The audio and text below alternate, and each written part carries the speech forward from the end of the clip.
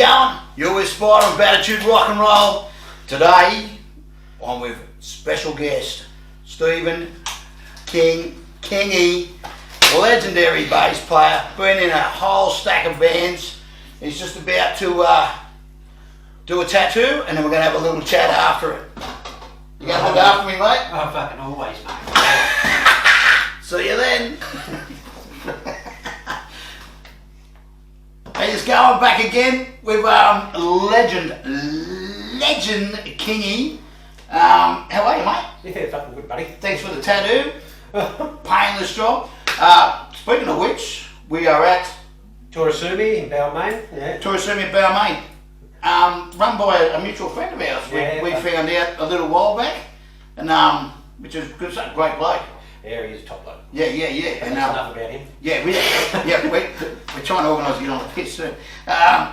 Mate, we're just going to run through a quick chat. Mate, some of the bands you've been in, Peter Wells band, Rose Tattoo, obviously, the Handsome Devils. Yeah. Obviously fucking named after himself. Yeah, I was checking that out. Head Incorporated, Standalone. The Terrences, Bitzer, we were talking about Bitzer yesterday with Steve Mullery. Autobahn Outlaw. Yeah, that's a beauty, isn't it? Yeah. That video we made got everything you wanted about the video. Yeah. I did brilliant stuff. And of late with Rose Carlio band. Yeah. Lot of history there, mate, in the band. So how did all that come about? Were you in a lot of bands at the one time, or were you jumping from one to the other? Or? Yeah. I mean, see, it's at some stage everyone just calls you, Well, he's silly enough to do this gig. But, So that's about it, And it's you sort of, that's who you hang around with, really. If you know what I mean, rather than playing in bands as such, it's who your mates are in band. You'll get these guys, Yeah. I noticed some different genres there. I like discussing those type of genres and all that with the musos. Is there a favourite of yours? Obviously, I've been rock and roll. Oz Rock. Oz Rock. Yeah, that's it. That's my favourite. But I mean, you can't listen to this. It don't matter what music you like. You can't listen to that every minute of every fucking day. Yeah. That in the other tattoo shop, So we had so many different CDs of all different types of things. You just get sick of it. Yeah. No matter what it is. And it's good to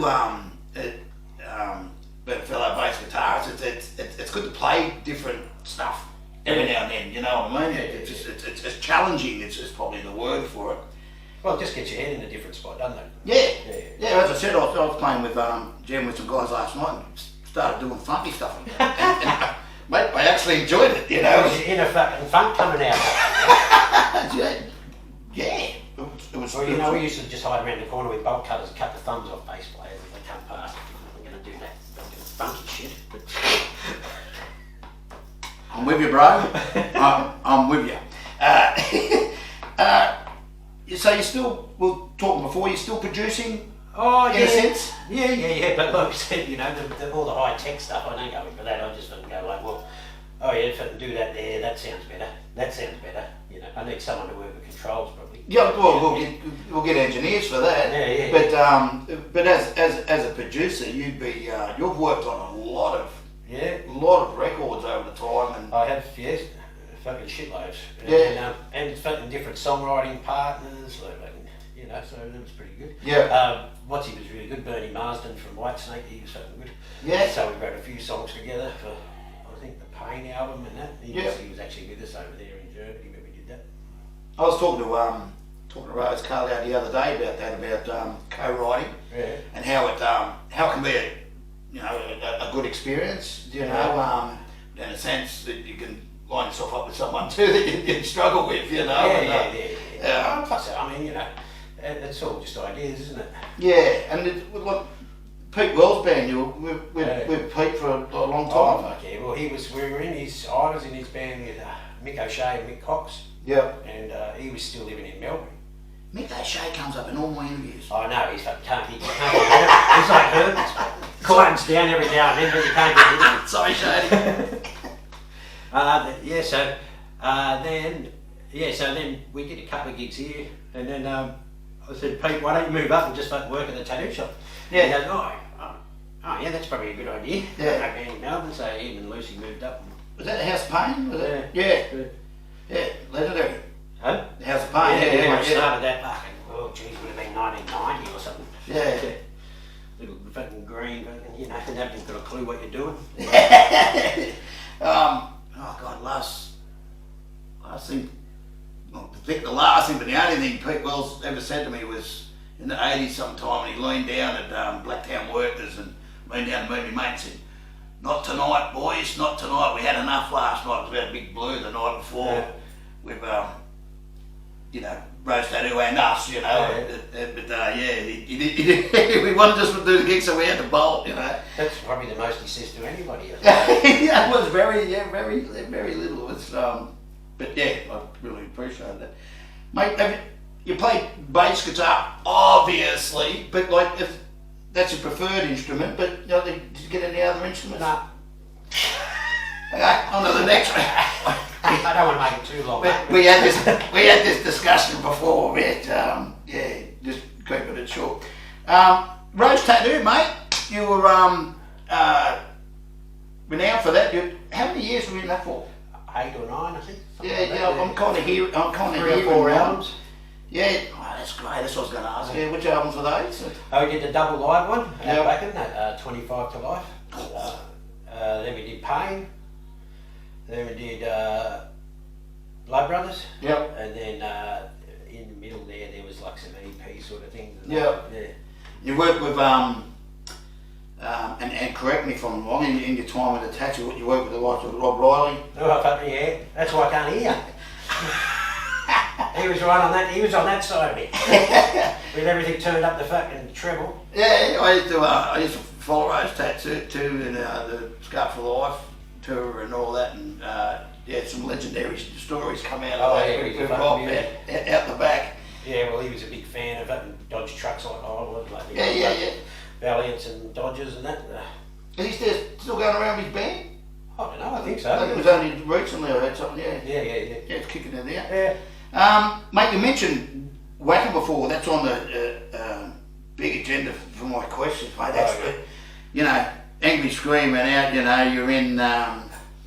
Oh God, what was I forget it. Now Holy ground. That's it. Holy ground. You know, yeah, you're on holy ground, and it is. Yeah. It says all the greats have played there. Everyone wants to play there, and you'll play there. Yeah. Well, our mate Thomas, who owned it, but he was just telling it was just like in a field. It was in a paddock when he first started in a paddock. Yep.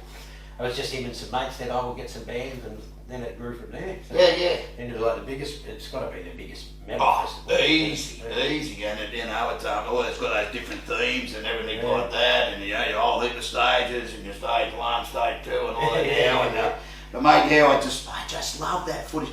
There's a part where you're playing, and I've seen it a few times. But you died Pritchard right at the start of the gig. Yeah. What happened? I told him, Pritchard, they don't know what you're talking about. They can do an open E tuning. They don't know what you're talking about. Yeah. The stage guys. I said they've got no idea. Yeah. So take your guitar before you go on. He goes, "Oh no, they know. No, sure enough." Oh no! Is that what happened? Then he had to go off and do it. I thought he was going off at someone in the crowd or something. No, he's going off at the fucking. I don't think they understand what you're saying, mate. That's good. Yeah, you're on the bass and you're like going, what the fuck's going on? And I was about 11:30 at night. Yeah. I was expecting your answer to be, mate, check the comments out on the video. You know. Yeah, that's. Well, I'm not going to hear it from you, mate. With the tattoos, and we're having a bit of a laugh before. With the tattoo game, so you're working here now. Did you say you had your own shop? Yeah, I got my own shop down in the country. Yeah, where's that at? Leighton. Leighton? Can we say that? You're up when we say yeah. Get your ass down to Leighton, get a tattoo off Kingston. Yeah. And or you come in and Belmont, which is probably easier for some people. Mate, what? There's all these stories. I used to go to Dominic in St Mary's, and he told me a story once. His mate was tripping out or something or other and did a back job, and it was death before dishonour, and he did his massive back job, was death before dinosaur. He was off his freaking head, you know. But what's one of the classics you've heard of? Oh, I've always wanted a large Venus on my back. Oh, really? What was it I always wanted to learn? Venus. Oh, no. Oh, you said Venus? We used to always laugh about that. Yeah. Or Wellesley used to laugh about it says born loser. It's meant to say born loser. Oh, no. Oh man, we always laugh about that. Yeah. Well, see, back in the day, you only had these stories. Now you can look them up on YouTube and pictures. Can't probably get them now. You were asking about that before, actually. Yeah. I was in there at a place at Granville, way back, and anyway, I walked in, the tattoo bloke goes, "You mind if me apprenticeship?" That big body bloke, you mind if me apprenticeship? I'm like, "Yeah, no, mate, I'm pissed, who cares?" And he gets in there in this place doing a tattoo, and he goes, and I wanted born and bred Australian, right? Born and bred Australian. He goes up and he goes, "How do you spell bread?" And I said, B-R-E-D, and he goes, "Oh, sorry, mate, I put 2 E's in it, Two P's? No, 2 E's. Yeah, fucking born and bred Australian, So anyway, then I've gone home and gone, I'm born and bred Australian. I'm like, I've got the A in it. Like born and bred Australian, I got paid good money for that. And then, what was that, like $12 or something back then? It was, mate. No, you ask you, mate. We went on a big wage back then. Kingy, mate, appreciate the tat. Mate, appreciate your time. No worries, Spike. Mate, absolute legend. Check him out. He's in a million bands. Well, you were in a million bands, yeah. Now in the Rose Carlio band. Yeah. And you're bringing out a new album soon? Well, in fact, tonight actually I'm going up and do a bit of it. Yeah, oh cool. Some shit down. Cool, excellent. Okay, brother. No worries, mate. You were Spider, Baditude Rock and Roll, and Kingy! Take care, guys.